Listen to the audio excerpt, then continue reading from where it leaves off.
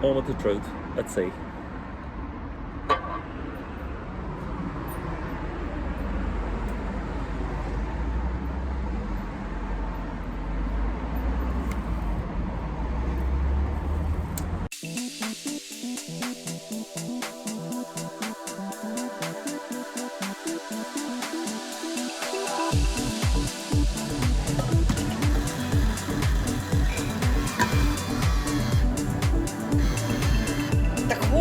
Kind of it's the everything we have here on the screen.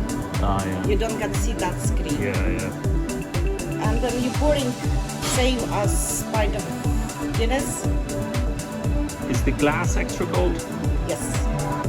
It has to be extra cold, probably frozen or something. Put in the They're cold fridge. because I tell you what, you have to be very careful. There you are. The writing was what we have to do. Ah, yeah. So I'm done is the here you can see that's the laser. You have to, if they're too warm or too cold, they would be not allowed to use the machine. Yes.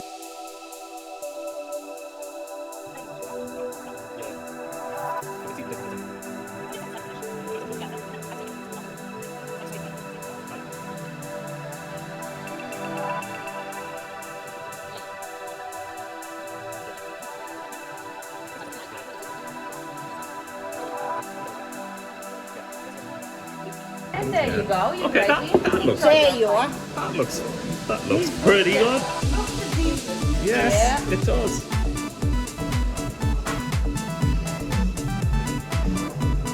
Now that looks decent enough. That looks like a decent pint of Guinness. A little bit transparent at the bottom, but otherwise it looks the same. Other than the fact that it's on its own purpose. The glass Guinness 00, which I suppose serves the useful purpose of saying, hey, I'm not an alcoholic after all, even though I'm drinking a pint of Guinness in public in the morning time. So that's probably useful. So far, it looks pretty convincing.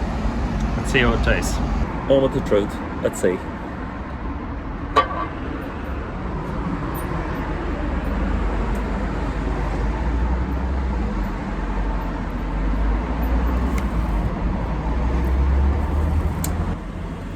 There's certainly a lighter taste to it.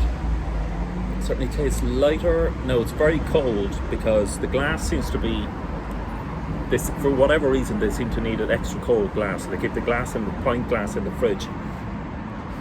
So it is extra cold, which kind of does affect the taste, but that is reasonably good. Now, of course, the first couple of sips of a pint of Guinness are always the best anyway, because the head is probably the tastiest bit, but let's see as we go through it.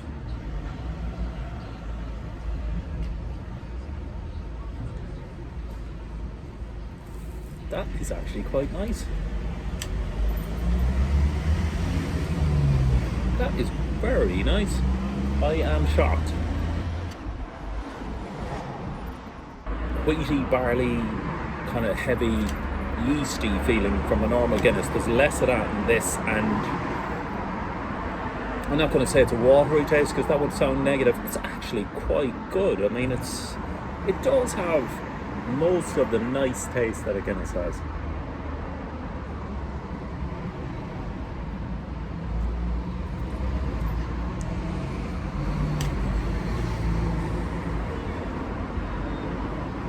Yeah, I mean, I would love to see a blind taste test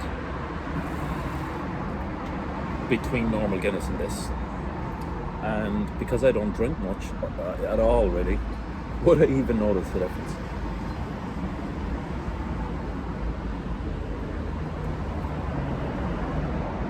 I probably would, but I don't think it would be screaming at me.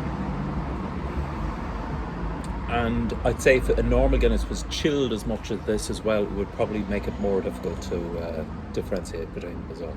But so far, this is a revelation. This is fantastic. I mean, I would love to have a pint or two of this and be able to drive around, be able to, you know, like a normal, responsible citizen, have a pint of Guinness game, which is nice and free. Well, that's a good idea.